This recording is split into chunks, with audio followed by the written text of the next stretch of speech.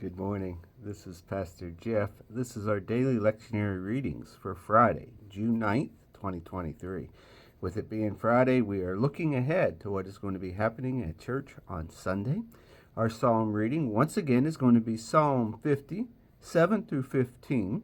We are going to continue in Lamentations a little bit further down for our Old Testament reading at Lamentations 3, 40 through 58.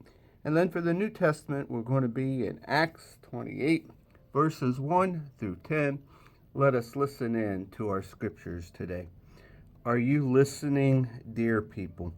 I'm getting ready to speak. Israel, I'm about ready to bring you to a trial.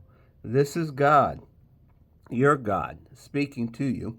I don't find fault with your acts of worship, the frequent burnt sacrifices that you offer. But why should I want your blue ribbon bull, or more of your goats from your herds? Every creature in the forest is mine, the wild animals on all of the mountains. I know every mountain bird by name. The scampering field mice are my friends. If I get hungry, do you think I'd tell you? All creation and its bounty are mine. Do you think I feast on venison or drink draughts of goat's blood? Spread for me a banquet of praise. Serve, high God, a feast of kept promises. And call for help when you're in trouble. I'll help you, and you'll honor me. Our Old Testament reading, Lamentations 3. That being in the Message, it's expanding it a little bit, so it'll be 40 through 60. Let's take a good look at the way we're living and reorder our lives under God. Let's lift our hearts and hands at one and at the same time, praying to God in heaven. We've been contrary and willful, and you haven't forgotten. You lost your temper with us, holding nothing back. You chased us and cut us down without mercy. You wrapped yourself in thick blankets of clouds so no prayers could go through. You treated us like dirty dishwasher, threw us out in the backyard of the nations. Our enemies shout abuse, their mouths full of derision, spitting invective. We've been to hell and back. We're nowhere to turn, nowhere to go. Rivers of tears pour from my eyes at the smash up of my dear people.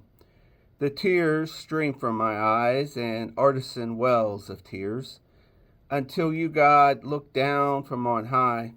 Look and see my tears.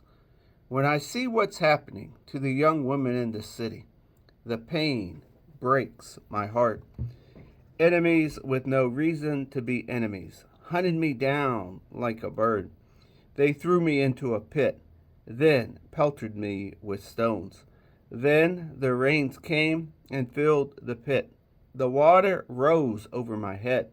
I said, it's all over. I called out your name, O God, called from the bottom of the pit. You listened when I called out.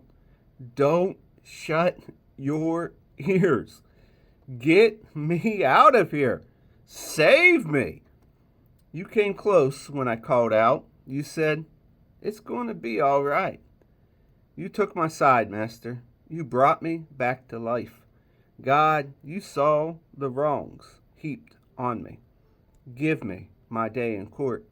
Yes, you saw their mean-minded schemes, their plots to destroy me. Our New Testament reading comes from the book of Acts 28, 1 through 11. Once everyone was accounted for and we realized we had all made it. We learned that we were on the island of Malta. The natives went out of their way to be friendly to us. The day was rainy and cold, and we were already soaked to the bone. But they built a huge bonfire and gathered us around it. Paul pitched in and helped. He had gathered up a bundle of sticks, but when he put it on the fire, a venomous snake, roused from its sleepiness by the heat, struck his hand and held on. Seeing the snake hanging from Paul's hand like that, the natives jumped to the conclusion that he was a murderer, getting what he deserved. Paul shook the snake off into the fire like it was nothing. They kept expecting him to drop dead.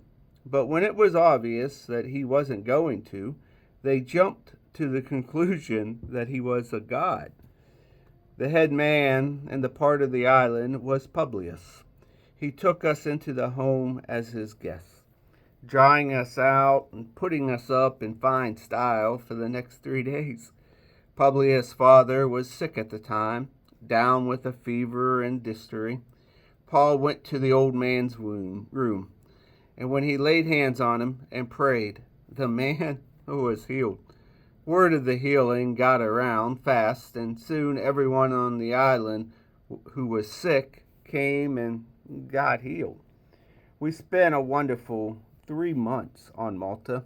They treated us royally, took care of all of our needs, and outfitted us for the rest of the journey.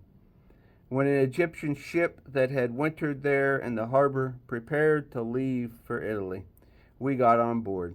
The ship had a carved Gemini for its figurehead, the heavenly twins. And this ends our readings for the day.